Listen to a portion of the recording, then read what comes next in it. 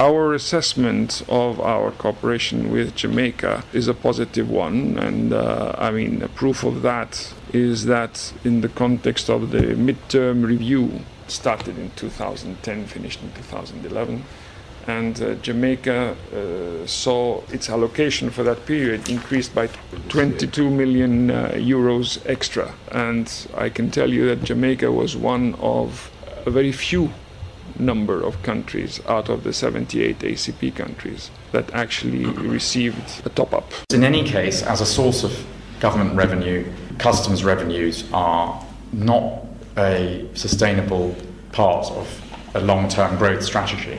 And the reason is because if you're taxing exports, you're penalising your own exporters, and on imports, you're often also penalising your own producers, because they're having to import inputs in order to produce their final products. And in any case, you can offset any loss that there might be initially in customs revenue through the bigger tax take that you're going to get from growth. They are organising a London Engage event during the Olympics, and they'll be bringing over Jamaican and other Caribbean artists precisely to try to, emerging talent, not established names, to try and help them secure contracts and get interest in music, fashion, cuisine, a couple of other areas.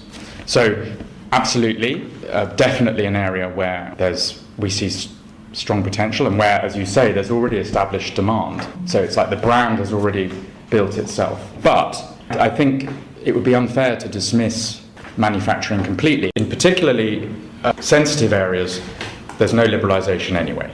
So let's not forget that there are key products where they're just excluded from liberalisation. And that includes, for example, many agricultural products.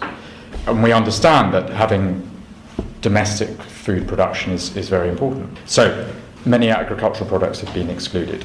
On other lines, over 50% of goods, the market was already opened. It's being dubbed a make-or-break moment for the economic zone of 500 million people in Europe. 26 of the 27 European leaders are here. The only one absent is the new Greek Prime Minister Antonis Samaras, whose narrow election win 2 weeks ago helped the crisis-ridden Eurozone dodge the nuclear missile. The European leaders are facing a range of complex economic and financial issues.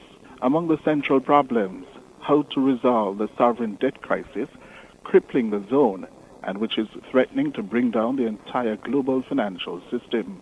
Two of its largest economies, Spain and Italy, need help now if they are to survive much longer. The European crisis, which has been dragging on for more than 2 years, has reached a point of no return. Confronting the EU leaders is a stark choice.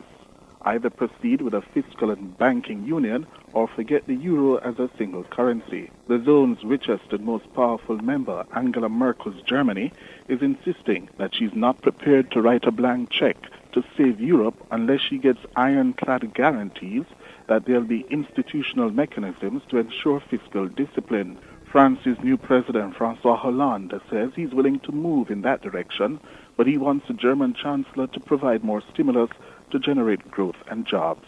From across the Atlantic, the U.S. President Barack Obama is said to be working the phones to get an agreement, while the Chinese are constantly monitoring the developments here as the world watches to see if Europe will hang together or commit collective suicide.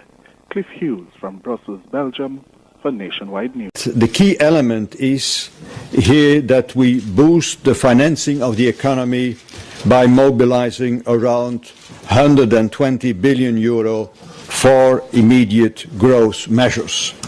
A 10 billion euro increase of the capital of the European Investment Bank will increase the bank's overall lending capacity by 60 billion, and this money must flow across Europe, not least to the most vulnerable countries, and help companies grow themselves out of the crisis.